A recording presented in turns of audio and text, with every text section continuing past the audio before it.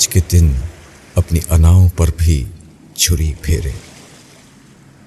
ابراہیم علیہ السلام جنہیں اپنے رب کی طرف سے خلیل اللہ ہونے کا شرف عطا کیا گیا، کبھی عقیدہ توحید بیان کرنے اور بت شکنی کی پاداش میں بادشاہ نمرود کی طرف سے آگ کا سامنا، تو کبھی اپنے بیٹے اور بیوی کو فاران کے بیابان میں چھوڑنے کا حکم۔ اپنے رب کی طرف سے ہر آزمائش میں جو سرخرو ٹھہرے، جس کے انعام کے نتیجے میں رہتی دنیا تک ہر سال عموماً اور بالخصوص قربانی کے موقع پر ان کی یاد لوگوں کے دلوں میں زندہ رہے گی۔ ویسے تو قرآن حکیم میں جگہ جگہ ان کا ذکر کیا گیا، لیکن سورہ صافات کی آیات میں ابراہیم علیہ السلام کی ایک دیرینہ خواہش کا ذکر کرتے ہوئے قرآن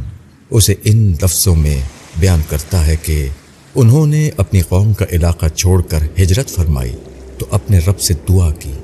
کہ وہ انہیں ایک نیک اولاد عطا فرمائے، جس کو قبول و منظور فرماتے ہوئے ان کے رب نے ایک بردبات لڑکے کی خوشخبری سنائی، اور یوں حضرت اسماعیل علیہ السلام جیسا حلیم اور پاک باز بیٹا عطا کیا۔ جیسے ہی بیٹے نے جوانی کی دہلیز پر قدم رکھا تو باپ کو ایک اور کٹھن امتحان کا سامنا کرنا پڑا، جو پہلے سب امتحانوں سے زیادہ سخت اور جاں گسل ہے۔ 3 راتیں متواتر خواب دیکھتے ہیں کہ رب تعالیٰ فرما رہے ہیں کہ اے ابراہیم علیہ السلام، تو ہماری راہ میں اپنے اکلوتے بیٹے کو قربان کر دے۔ بڑھاپے اور پیرانہ سالی کی تمناؤں کا مرکز، راتوں اور دنوں کی دعاؤں کا ثمر اور قلب و نظر کے چراغ اپنے بیٹے سیدنا اسماعیل علیہ السلام سے جب اس خواب کا ذکر کیا، جو خود بھی اپنے باپ کی طرح اول العزم، ثابت قدم، عزیمت و استقامت، تسلیم و رضا اور اطاعت ربانی کے پیکر تھے، نے فوراً ہی سر تسلیم خم کر دیا اور کہا، اگر رب کی یہی مرضی ہے تو آپ انشاءاللہ مجھے صبر کرنے والوں میں سے پائیں گے۔ باپ اور بیٹا دونوں اپنے رب کی طرف سے دی گئی آزمائش میں سرخرو ٹھہرے۔ ایک باپ کا بیٹے کی گردن پر چھری چلانے کا ارادہ کر لینا اور بیٹے کا رب کے حکم کے آگے سرنڈر کر دینا بلا شبہ ایک عظیم اور یادگار قربانی تھی، جس کی مثال تاریخ عالم میں نہ ملتی ہے اور نہ آئندہ ملے گی۔ چشم فلک نے بھی اطاعت الہی کا ایسا منظر نہ دیکھا ہوگا۔ صبر و استقامت اور جان نثاری بھی حیرت میں ڈوبے ہوئے تھے کہ اپنے رب کے ساتھ ارادے کی یہ کیسی پختگی ہے کہ ایسا باپ جسے بڑھاپے میں اولاد نصیب ہوئی، اسی پر وہ چھری پھیرنے چلا ہے۔ چنانچہ حضرت اسماعیل علیہ السلام کے ذبیح کو جنت سے لائے گئے مینڈے کی قربانی کی صورت میں عظیم ذبیح کے ساتھ بدل دیا گیا۔ قارئین، رب تعالیٰ کو بھی اپنے دوست اور اس کے بیٹے کی ادا اس قدر پسند آئی کہ رہتی دنیا تک قربانی کے اس عمل کو جاری کر دیا، جیسے پوری دنیا کی طرح ہمارے ہاں بھی لوگ اپنی اپنی استطاعت کے مطابق کرتے ہیں۔ لیکن افسوس کے ساتھ یہ بات لکھنی پڑ رہی ہے کہ اس عبادت کے پیچھے کار فرما اس مقصد کو ہم یکسر بھلا بیٹھے ہیں۔ صرف قربانی ہی نہیں بلکہ رب تعالیٰ کی طرف سے فرض کیے گئے تمام احکامات کی روح کو سمجھے بغیر ہم ان پر عمل کرتے چلے جا رہے ہیں، جس کی وجہ سے معاشرے میں وہ نتائج ظاہر نہیں ہو رہے جو ہونے چاہیے۔ معذرت کے ساتھ